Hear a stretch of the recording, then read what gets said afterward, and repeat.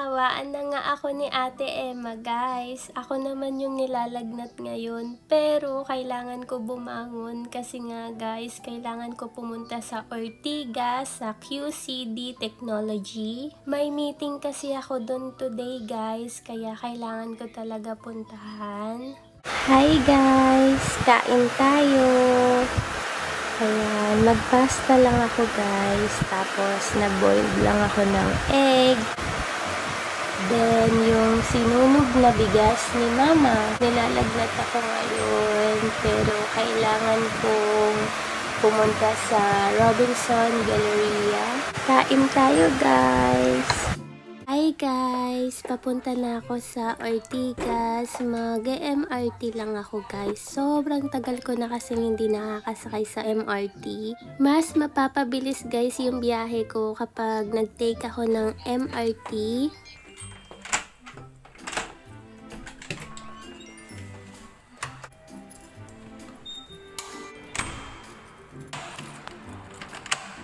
Nararamdaman ko na guys na ang init-init na guys ng katawan ko. Feeling ko matutuloy na talaga yung lagnat na to guys.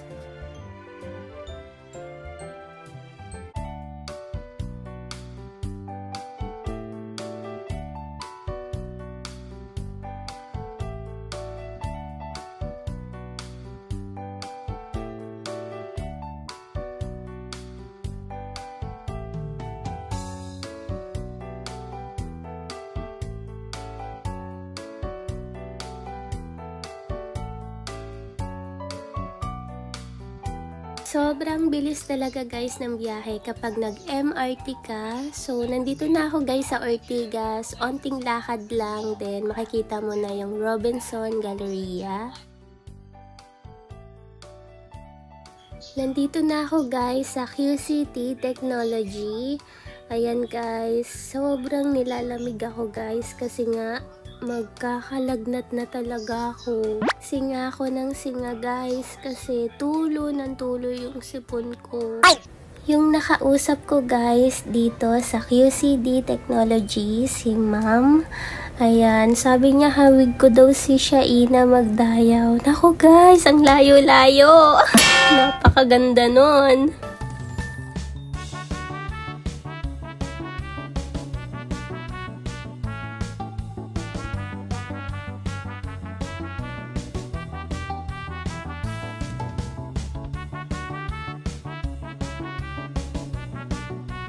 Ayan guys, naghanap muna ako ng makakainan dito sa food court. Sa McDonald's lang ako guys kumain para wala masyadong pila. Kain tayo!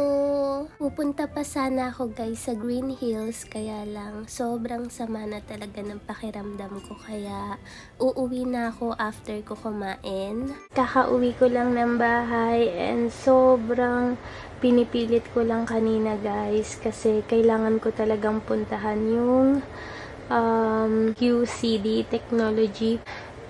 Ayan, nilalagnat talaga ako guys. Ang taas ng lagnat ko. Bumili lang ako sa Alphamart ng cake, Mountain Dew, Strepsils, and paracetamol. Tapos, buti na lang meron pa silang arroz caldo. Ayan. So, ayan guys. Kain lang ako din. Inom ng gamot. Tapos, maligo din, tulog. Ay.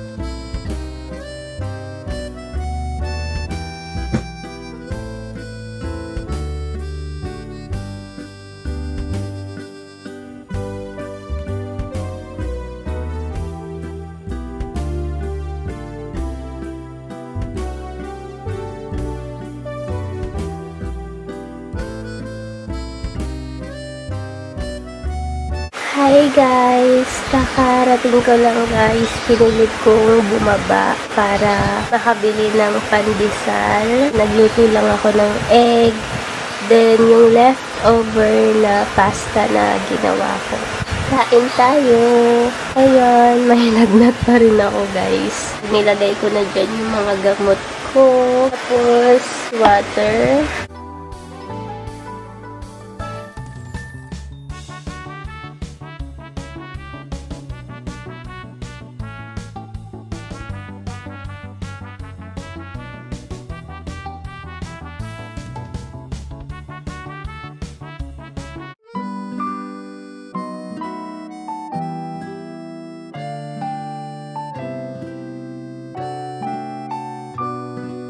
Hi guys! Kakaakyat ko lang. Kinuha ko lang guys yung in-order kong food from Chowking. Nagpa-grab na lang ako guys. Tapos nakakatawa guys kasi habang naghihintay ako sa elevator, may American guy na lumapit sa akin.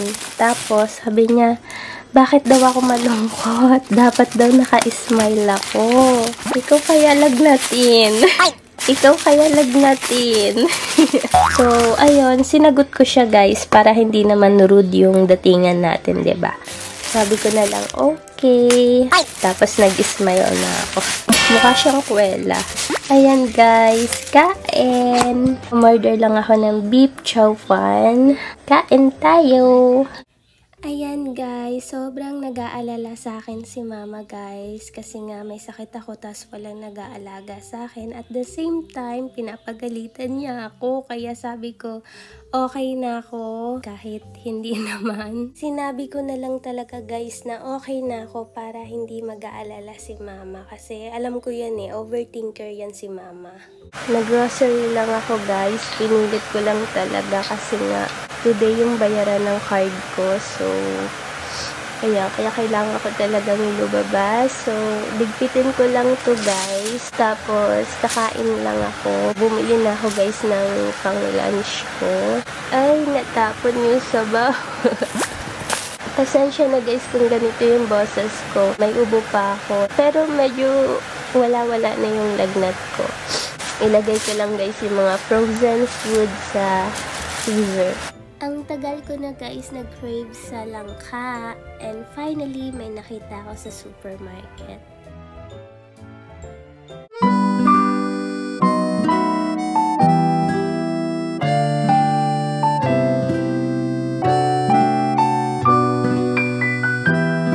Nasakit pa rin guys yung ulo ko.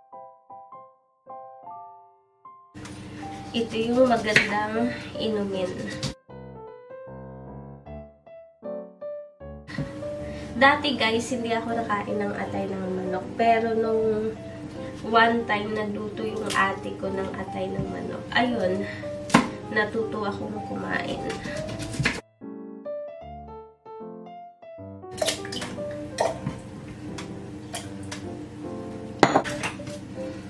Hugasan ko lang ito guys.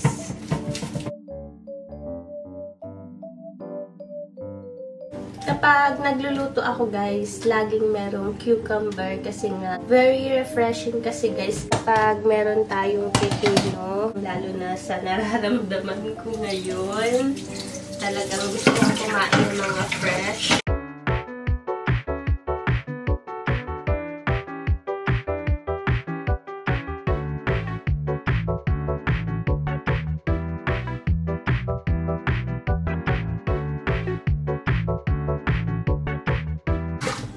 Lalahatin ko na to guys, kesa naman masira pa.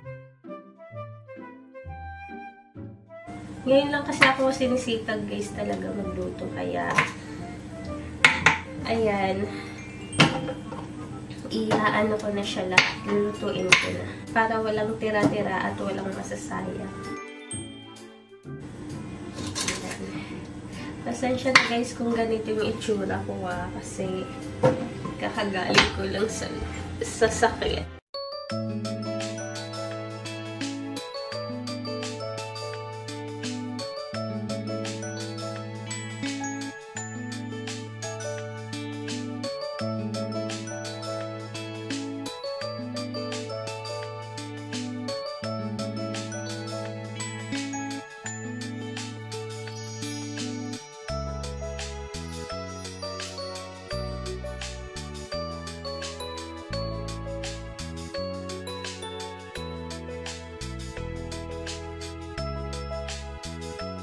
Pinapakuluan ko lang guys yung atay. Wala na ako masyadong lagnat guys, pero masakit pa rin yung ulo ko, may ubo at sipon pa rin ako guys. Ayan, nagluto ako. Good mood yarn.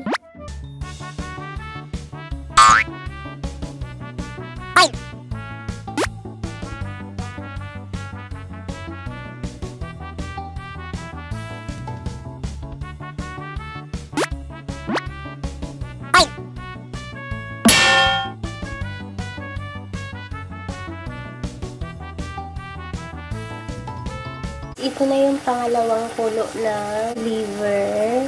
Pisaan ko lang siya guys ng lemon para hindi siya malansa. Lagyan na natin siya guys ng oyster sauce. Konti lang. Tansya-tansya yarn.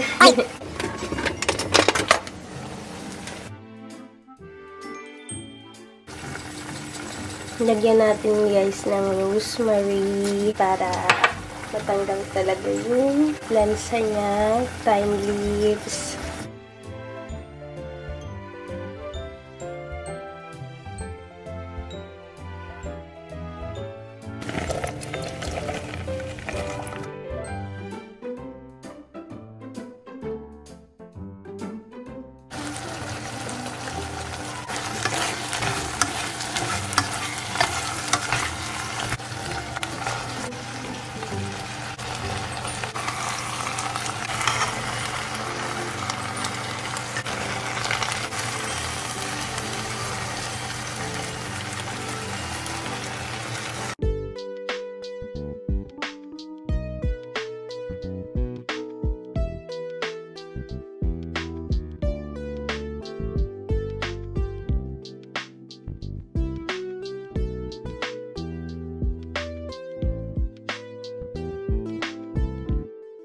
Hi guys! Kain na tayo. Luto na guys yung niluto kong chicken liver adobo. Nilagyan ko lang guys ng Baguio beans, cucumber, sili. Yun lang guys yung nilagay ko. Tapos, meron tayo ditong lemon with water. Hindi yan guys malamig kasi nga nuubo pa ako and meron pa akong sipon. Ito yung kanin ko. Yung malaki, serving spoon. Tapos yung maliit, ito yung akin. Kain!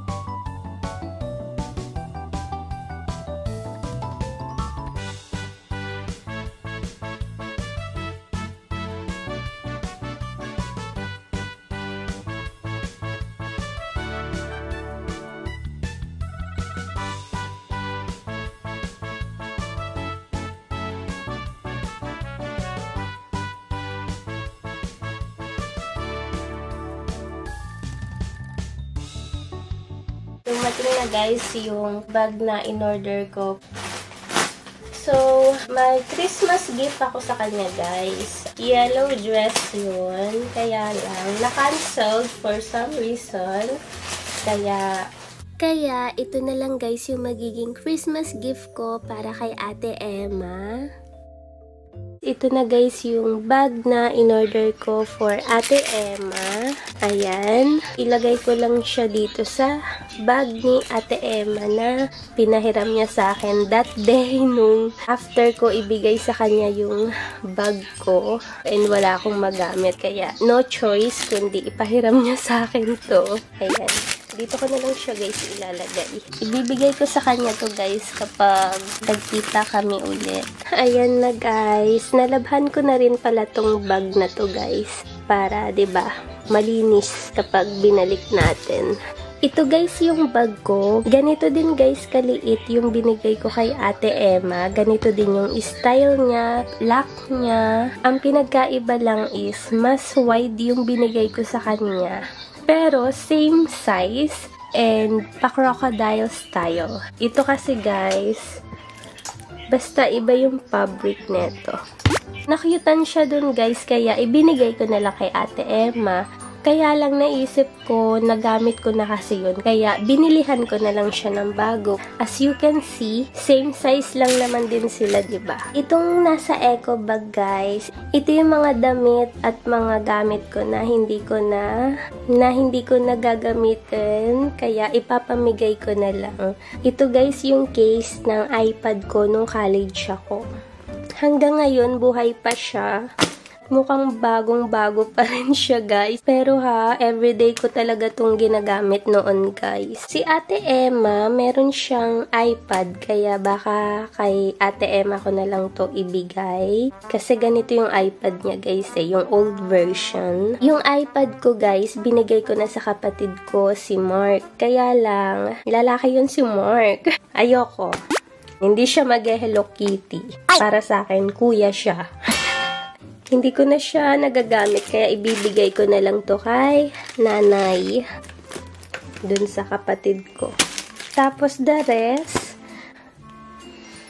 hindi ko alam kung kanino mga kasya yung mga damit ko. Hindi ko lang guys alam kung magugustuhan to ni Ate Emma. Kasi masyadong pang bagets. Matanda na yun si Ate Emma. Magagalit na naman yun. Pag nakikita ko talaga yung case na to guys, naalala ko guys yung college days ko. Kasi simula nung nagdalaga ako. Ito na yung kasakasama ko guys. Ito namang lightning cable guys, ibibigay ko sa kapatid kong si Mark. Isang beses ko lang to guys nagamit, yung mga panahong nagka-emergency tapos hindi ko nadala yung charger ng iPhone ko. Kaya ayun, binili ko to. iPhone user kasi yun si Mark. Kaya, ayan, ibigay natin sa kanya to.